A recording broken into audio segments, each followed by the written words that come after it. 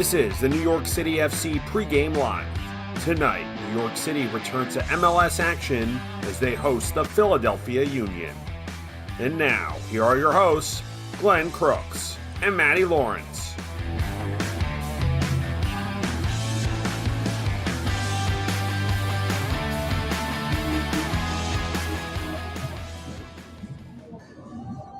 Alrighty, New York City FC and the Philadelphia Union. They're going to be meeting for the 29th time right here at Yankee Stadium. That's the view we have. That's what you're looking at right there to our right. Matty Lawrence, I'm Glenn Crooks, and that memorable Eastern Conference semifinal last year, Maxi Morales scored the goal. Matt Freese had a great performance in goal, and New York City wins 1-0 to get to the Eastern Conference final in Pascal Janssen's first year. So that's very memorable. That was at Subaru Park.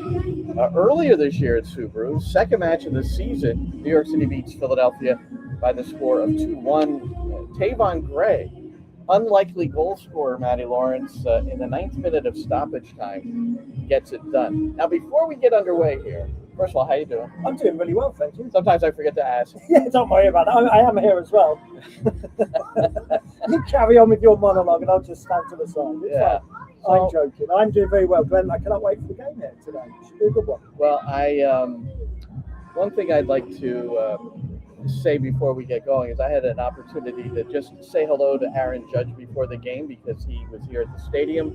I'm a lifelong Yankees fan, so it was a great moment for me, really, just to and we talked a little soccer, and which was nice. He watched the games, and he said his wife was at the World Cup final at MetLife. So, he said, but unfortunately, when New York City's home, they're on the road, and that's naturally the case because look, it's a soccer field today, and the Yankees are not around, and New York City normally on the road. Aaron Judge is idle right now. He's hoping to certainly get back into playing form by the time the playoffs come for the New York Yankees. Now I thought you normally didn't show up for the playoffs. No. Is that just something I heard? I don't know. I'm more inclined to say at least the Yankees make the playoffs. Oh, you can say that, yeah. But normally your biggest players turn up for the biggest games. Yeah, all right. I think he's had a pretty good career. I'm not going to say too much about that. But anyway, the big news, we're talking about Aaron Judge is on the DL. Well, so is Alonso Martinez for the New York City Football Club. But pretty interesting news as I was doing my pregame briefing with Pascal, which you'll hear a little bit later on the radio side. Our pregame begins at 5:45 on nycfc.com/radio. But it was, he kind of just put it out there that Alonso Martinez, who's been out for a lengthy period of time because of a torn ACL, is soon going to make his return, not necessarily to the pitch on game day, but anyway, let's hear what Pascal had to say about it. Alonso is going to return to train on next Monday, which is very positive. He's been out of the game for 8.5 months with the ACL. Aiden is about 2 weeks away. And we have several phases that they have to go through. And the first one, obviously, is return to train. And then the next phase is return to play. The difference is what I mentioned a couple of times in previous presses is there is a preseason where you can build up players and make them more robust day by day and week by week. That is not the case because we as a team, we are not only in play, but we are in performance. So return to play is one step, but then the next step is return to performance. So there's a big gap there as well. So we have to be very creative in order to get those guys as close as possible to return to performance with the games that we have. Well, the Martinez news is outstanding. So when you say he's back on Monday, that's in full training? Like he'll compete 4v4, 5v5, 11v11? Training? The thing is, he's been training in separate sessions with either 2 or 3 players around him. So when you've been out of the game for 8.5 months, you also have to get adjusted again to having to deal with more people. So we have to build that situation up gradually, and that starts Monday. I'm very happy that he can make the next step in his return to play phase. But we do have to respect the injury, and we do have to respect how much time he's been outside of playtime. So we could say, without being specific, he's closing in on it. Yeah, he's closing in. Yeah, the next positive step is returning to train, and then it's return to play. And hopefully there will be no hiccups anymore and no setbacks, and he can continue his progress. So that was the news just a couple of days ago, and good news indeed. Actually, that's from yesterday's interview with Pascal. Did you like the ballroom that I was in? I was just about to say, I love what you've done with the basement. It's really, just last week I was down there, and all of a sudden it's the ballroom with chandeliers and everything. Sometimes when you don't see me for a while, I'm remodeling. I'm doing all sorts of things. You did it all yourself as well. But Alonso Martinez, now, when we look at the probability for his potential return to compete, it looks like up to 3 weeks. And that's part of Pascal talking about the difference between the injuries and when he might sort out his return, and looking at it more closely and having a more conversation with him within the at the training facility. And our colleague Roberto Abramowitz said this. He said about 3 weeks possibly. So he can't be held to that, but nonetheless, he's done well in his recovery, which is anybody that's had a long road to recovery on any injury, but an ACL in particular, it's you go through a lot mentally as well. Yeah, absolutely. It's almost as much mental as it is physical. Right now, we know physically he's up to getting back out there on the training field, and that's fantastic. We'll find out about the mental capacity as well. Look, if I'm Pascal Janssen or any head coach, when a player is returning from an injury like that, with a couple of months left of the season, you don't count on them. You don't count on them at all for the rest of the season. You absolutely ingratiate yourself with them and get them back into the squad, but you don't think of match day situations just yet. So anything you do get is a bonus. That's just the way I would look at it. We know what a wonderful player he is. We know what a wonderful goal scorer he is. He will be a positive to the squad, whether on the bench or in the starting lineup. But for now, we know how long it takes for players to mentally and physically recover from an ACL injury. So you almost not quite forget about him, but forget about him for a match day, I suppose. Bring him into the training ground situation, and then anything you get is a bonus. Let's be honest. Yeah, anything you get in a positive sense is a bonus now with Alonso Martinez, and that's taking nothing away from anything. His wonderful talent, his goal scoring ability, but for now, you think, right, well, 27 sprint season is going to be really absolutely knocking on the door for that. But for now, let's just see what happens. Take it as it comes. So again, the news: Alonso Martinez will return to full training. That's with contact tomorrow at the training facility in Orangeburg, New York. The starting 11s have just been released, and you see in the lower third, if you're watching this, the New York City FC 11.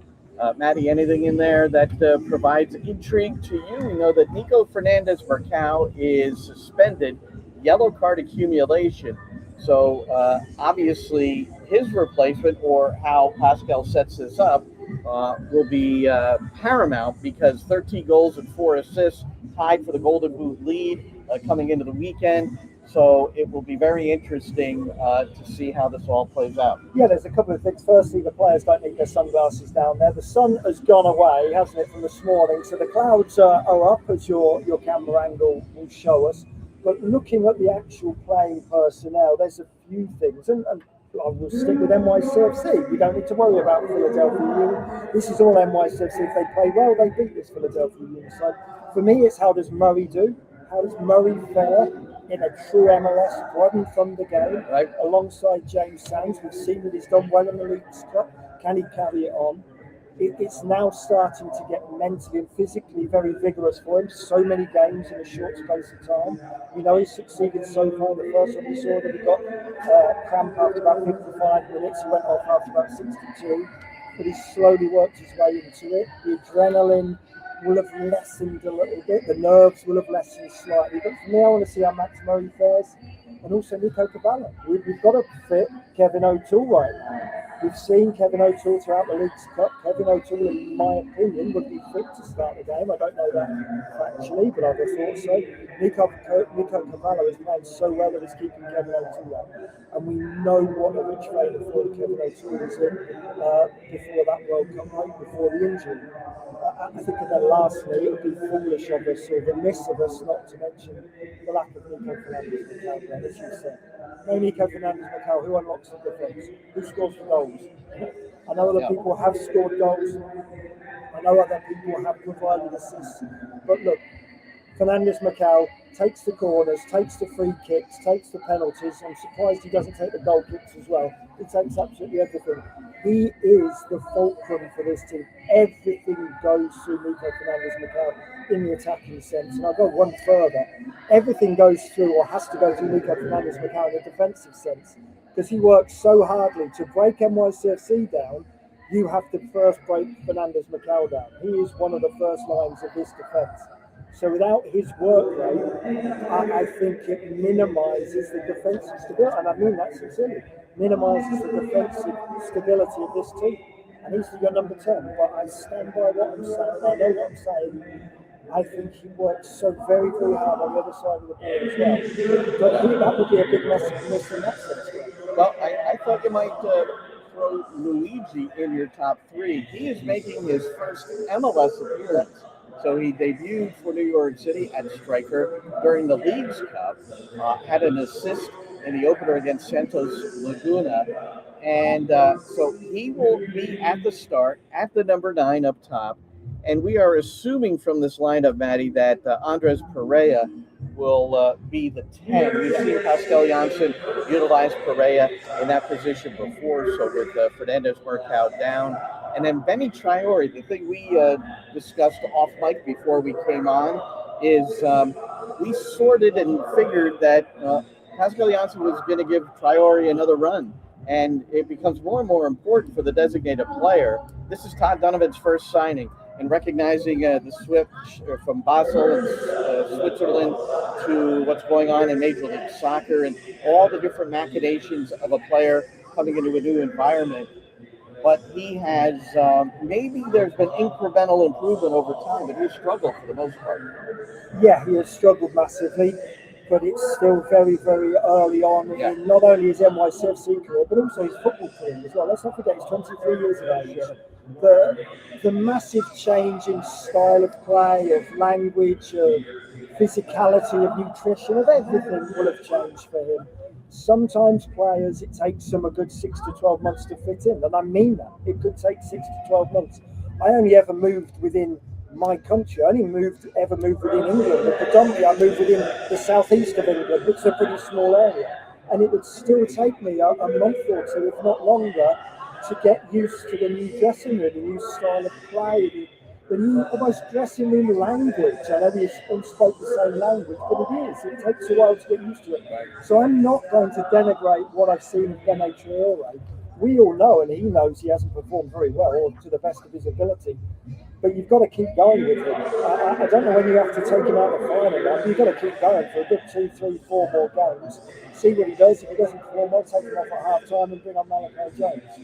You have to try and get minutes out of Traore. He and Luigi as well. That's the thing. You've now got 2 players up front who are tried or not tried and tested rather, and you've taken out Fernandez-Macau as well. So when you add up all those pieces together, you've got a misfunctioning forward line as of right now. Right, but they did at least get a chance to start their connection during the League's Cup and playing together. So we'll see if if it continues to grow today. Also, Agustin Ojeda back in the 11 and back in the squad. He rolled his ankle, and you noticed it right away. It appeared to be a severe ankle injury against Cruz Azul, just a real turn of the ankle. But he managed to stay in that game. But maybe more precaution than anything else, he was held out of the Necaxa loss, which was the third and final match of the League's Cup for New York City. Hannes Wolf was not in the squad for that game. He will not be in the squad for this one. All we know about Wolf, and he was working out a little bit before the game with the physio, is that he suffered some sort of an awkward injury, which they don't deem as serious as as serious as they thought it was initially, and it happened in training. So we have no idea specifically what's going on with Wolf. But he's not available again today. And Thiago Martins is close, suffered a hamstring against Toronto in the last regular game before Leagues Cup, didn't participate in any of the Leagues Cup, and now will be out of the squad for the second, for this particular game against the Philadelphia Union, as it's a return to MLS. I guess we could just put a bow on Leagues Cup, Matty, and let's start with Pascal Janssen and his thoughts. I enjoyed game 1 and 2 very much, especially the second game, high quality game against a very strong opponent. Obviously, we did a better job in game 1, but game 2 was close and got decided on details, as it should be when you play top games. Game 3, however, is a game where we just discussed the same during the presser. You get the goal from a set piece to make the difference.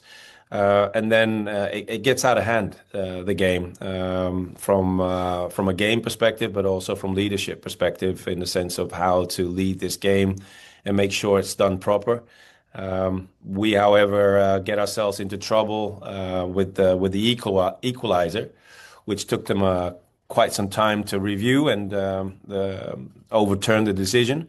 But looking at those 2 moments where we concede a goal is something that we really, really have to be very cautious, because the intensity, how we defended those both those moments, is below our standards, and you get punished for it. So overall, ended with a game that is not completely like I want to see my team play, but the first 2 games were pretty decent.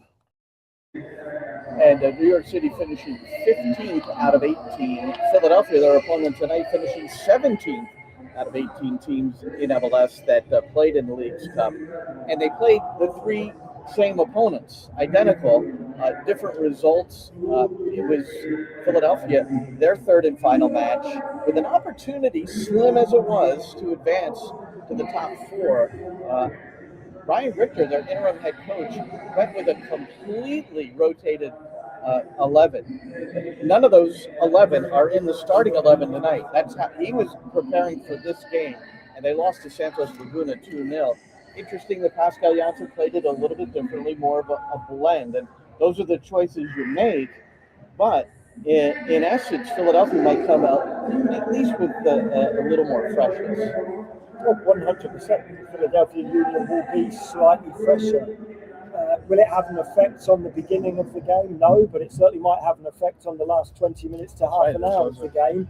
That is for certain it will. Look, Philadelphia Union, I think they probably went about it the right way. I think NYCFC did too as well. NYCFC had more of a chance than Philadelphia Union, although it was very slight. NYCFC could have won all 3 of their Leagues Cup games. I can't disagree with Pascal Janssen. It's very rare that I could ever disagree with Pascal Janssen, of course. But I thought the first 2 games were good. The first 2 games were enjoyable to work. Then the Capsi game wasn't particularly enjoyable to watch, to talk about, or to then go back and watch it. It just wasn't a very good NYCFC performance. We could talk the wax lyrical about what was wrong with the performance. I know it's not great analysis, but it wasn't a good performance. It wasn't what Pascal Janssen would want. The tempo just wasn't there for most of the games. The Caps were not particularly good. No, so we'll move in and put our emphasis on a Sunday evening, early evening. This is one of 2 games at 6 p.m. or 6:10 will be the kickoff. 5:45 is our airtime on the network, nycfc.com/radio. And then at 6 p.m. will be picked up by Apple Television on the app. In the lower right-hand portion of your screen, you can click on Hometown Radio Commentary. Chicago will host Portland. And Leagues Cup, Chicago finished on top of MLS, which I don't think anyone would have predicted at the beginning. And they'll play Monterrey, which is an interesting matchup because Hugo Kuipers, who is still tied for the Golden Boot lead in MLS with 13, he's now playing for Monterrey, scored in his debut for them, and now he'll be going up against his former club. And then it's Austin Toluca, Real Salt Lake, Leon, and Columbus Club America in the quarterfinals of the Leagues Cup. But let's get back to this one. Philadelphia Union. I suppose I think we're always intrigued when the teenagers play and contribute. And there's a guy who signed when he was 14 years old with Philadelphia, and then was transferred to Manchester City, but he can't start competing there until, or train there, or move over to Europe until he's 18. He's 16 now. We're talking about Kevin Sullivan, and it looks like the interim manager has kind of let him loose. I mean, his average minutes over the 3 games out of the World Cup break, all wins for Philadelphia, and Sullivan's playing a role in this. But we're always intrigued with the younger guys. Huh? Yeah, absolutely, because he's only 16 years of age. You know, he's on holiday from high school at the moment. He's still got a couple of years left of high school. But you always want to see these young players if you can, as long as it's not going to be to the detriment of their career. I think between Manchester City, because they will have a big input, and Philadelphia Union have decided that Kevin Sullivan could step in and have a positive effect on this team. Yes, they've done well in their last 3 games, or their last 3 MLS games after the World Cup break, but let's not forget, they were at home to New York Red Bulls, they were at home to Seattle, they were at home to Atlanta United. So they were at home to all 3, and all 3 of those teams aren't particularly good either. So, yes, Kevin Sullivan's in. How much he put into those games in terms of what he did to make Philadelphia Union win. I only watched bits and starts of the game. I cannot wait to see him now, because you cannot tell anything about a player from highlights or from watching the game on a TV. You can only tell so much. Once we're down here now looking down, I can see I can already watch him warming up here. I'm starting to take a look at what he does during warm-ups, because that's important as well. Let's see how he fares throughout the game too. What I can tell you is that already he's getting intrigued by the pitch here, which is a 16-year-old kid, and he's already working out. The pitch doesn't bounce very well. He's looking at the joins, so he's already getting taken up by the pitch. So I understand it, because lots of the players are. If you go to about 5 o'clock in the picture there, one to the right of Matty's head, that's Kevin Sullivan, just kind of checking things out, and now he's on the ball, dribbling away. Alejandro Bedoya, who is the veteran on this team, has been around for a long time, Jersey boy, and he was out by the second base area, or a little closer, sort of the edge of where the Yankee Stadium infield and dirt meet, and he was lifting the laid down sod, actually lifting up a portion of it. We saw Ashley Westwood do that earlier this year with Charlotte. So it's what happens. They have to lay down sod over the infield, and sometimes it plays fine, and other times it's a little ragged, and we'll see how it goes here tonight. Kevin Sullivan is currently just peeling up the turf as well. So he's already, his head is totally in that. When he has to play as a left midfielder or a right midfielder, he's going to be absolutely locked into the fact here. Already I don't like what I'm seeing. I know he's only 16, I understand it, but forget about it.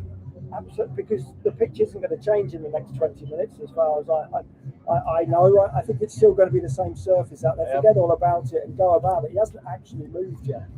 Philadelphia boy, and at the age of 16 is becoming a more prominent member of this. And he loves the 1v1, and when he gets isolated, he goes at it. So when you look at the progressive statistics in the data and analytics, he's a very forward-thinking player, and you like those players. And sometimes a younger player is a little more tentative. Will step on the ball and maybe give it up to someone else to. In my experience, it goes one of 2 ways. They're either really tentative and turn back and pass backwards nearly every time, or they have so many touches sometimes they think they're going to dribble it on. And he still gets caught in that. And he does get caught, and that's fine. He's 16. That's the other thing. He's 16 years of age. We have to, and that's me too. I have to keep that in mind. No, we both have boys. Yeah. And we think of them as 16-year-olds. You go like, boy. Yeah, exactly. He's out there. He's not doing his maths homework right now. He's out there playing against men. So yes, you deserve judgment to a certain degree. Because of that exact reason. But I cannot wait to watch him play. I really can't. Because there is a reason Man City signed him for a lot of money. It's because he's very, very good for his age. How that transfers into men's football, well, we'll find out over the next 10 or 20 games. And tonight we'll find out over the next 20 minutes. Man City, by the way, dropping the Community Shield to Arsenal earlier today, the official kind of kickoff of the English Premier League. But the matches for real will start next weekend. La Liga has begun, and the Championship. I know you were in tune to that. That started last week, and so the big leagues are starting to commence all across the globe, as MLS will be a part of that whole rotation next year in July. Remember, July 17th, the very first game in MLS in the new calendar is going to be at Etihad Park, across the street from Citi Field in Queens. That'll be the MLS opener, and that will also be the christening of Etihad Park for New York City FC. We do not know who the opponent is yet. All Brad Sims said when we asked him is he's got an idea, but would not share any of that with us.